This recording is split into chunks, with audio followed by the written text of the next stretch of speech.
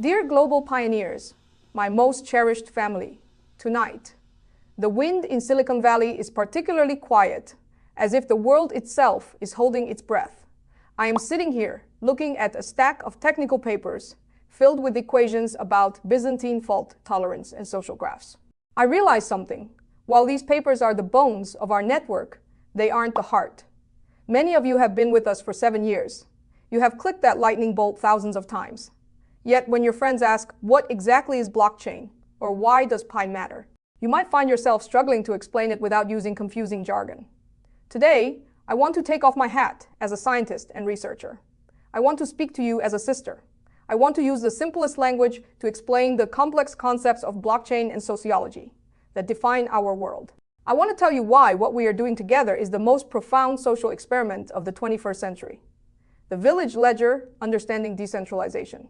Let's start with the big word, decentralization. In the traditional world, if you want to prove you have $100, you have to ask a bank. The bank has a big book, a ledger, and they are the only ones who can write in it. We call this centralization.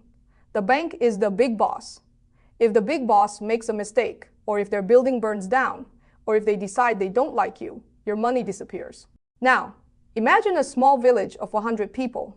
Instead of one person holding a ledger, everyone in the village has their own copy of the book. Every time someone buys a loaf of bread, they stand in the middle of the village and shout, "I just gave Mary 1 coin." Immediately, all 100 people write that down in their own books.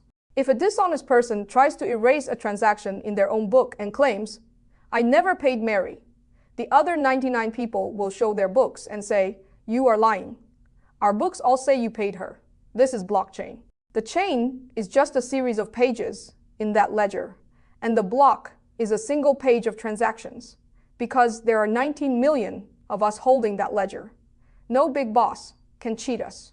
For the first time in history, we don't need to trust a giant institution. We only need to trust the math and each other. The symphony vs. the shouting match. Understanding consensus and SCP. The next question is, how do we all agree on what to write in the ledger at the same time? In blockchain, this is called consensus. Bitcoin uses POW, proof of work. Think of POW like a shouting match, where the person with the loudest, most expensive megaphone gets to decide what is written. To get that megaphone, you have to burn massive amounts of electricity. It is effective, but it is wasteful, and only the rich can afford the megaphones. Our Pi network uses SCP, Stellar Consensus Protocol. Think of SCP like a grand symphony orchestra. In an orchestra, the musicians don't shout, they look at the people sitting near them. The violinist watches the first chair watches the conductor, and they all stay in sync through a trust graph. You don't need to know every single person in the world to know the music is right. You only need to trust your security circle, the 3 to 5 people you know personally. When your circle trusts another circle, and that circle trusts another, a global web of trust is formed. This allows us to reach agreement in 3 to 5 seconds, without burning a single piece of coal. It is elegant, it is human, and it is built on relationships, not megaphones. The fax machine paradox, understanding the network effect. I often hear people ask, why isn't pi worth $1,000 today? To answer that, we have to look at the sociological concept called Metcalfe law, or the network effect. Imagine you own the only fax machine in the world. How much is it worth? 0, because you have no one to send the fax to. But when a second person gets a fax machine, yours becomes slightly valuable. When 19 million people have fax machines, that machine becomes a revolutionary tool for global business.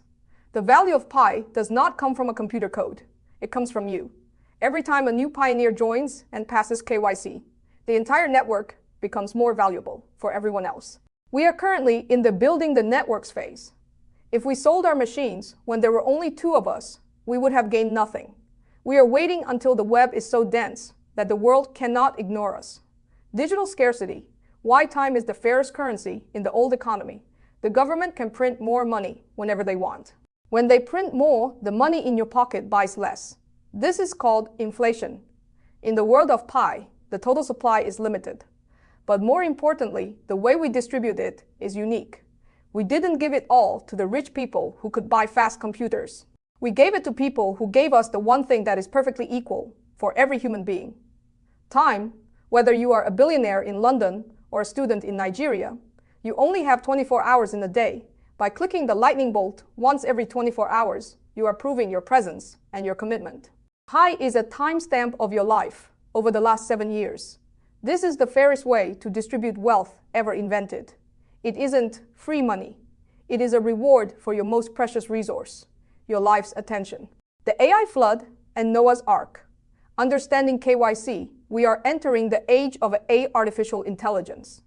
Very soon, the internet will be flooded with deepfakes, videos, voices, and accounts that look and act human, but are actually just computer programs. This is a digital flood that threatens to destroy trust online. Our KYC Know Your Customer process is our Noah's Ark. By verifying that every account belongs to a real, living human being, we are creating a digital sanctuary. In the future, being verified human will be the most valuable status on Earth. When an advertiser wants to show an ad, they won't want to show it to a bot. They will pay to show it to a Pi pioneer because they know you are real. Our KYC isn't just a legal hurdle. It is the foundation of our future economy. We are building the world's largest database of proven humanity. The psychology of the paper wedding gown. Finally, I want to talk about a sociological phenomenon called social contagion or panic selling. When people see a few others selling their pie for a low price, they get scared. They think, I should sell too before it goes to zero. This is exactly how the weaver in the poem loses her wedding gown. She works for years, but in a moment of fear, she gives it away to someone who didn't work at all. The people buying your cheap pie are not your friends. They are whales who understand these concepts better than you do. They want to collect the human proof and the time assets you have accumulated so they can own the network of the future. Don't let them. Understand that you are not holding points on a phone. You are holding a piece of a global ledger, a node in a trust symphony, and a ticket on the arc of humanity. Conclusion: you are the Scientist Now family. You don't need a PhD from Stanford to understand Pi. You only need to understand that the world is moving from trusting big bosses to trusting each other. Blockchain is just a tool to help us do that. Sociology is just a study of how we do it together. And Pi is the bridge between those two worlds. As we move toward the open network in 2026, I ask you to keep these simple stories in your heart. When you feel tired, remember the village ledger. When you feel confused, remember the symphony. When you feel tempted to sell, remember your 7 years of precious time. We are rewriting the rules of the world, one click at a time. Thank you for being part of this magnificent journey.